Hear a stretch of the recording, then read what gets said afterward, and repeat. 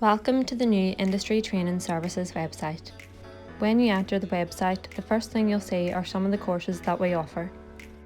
At the top of the page, you can select the calendar to see which courses we offer on a monthly basis.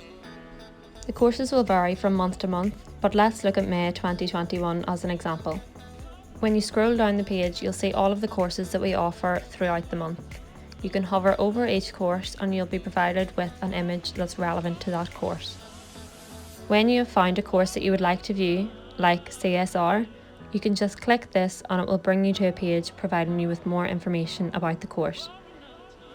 If you didn't find the course that you were looking for on the calendar, you can find the rest of our courses on the Courses tab at the top of the page.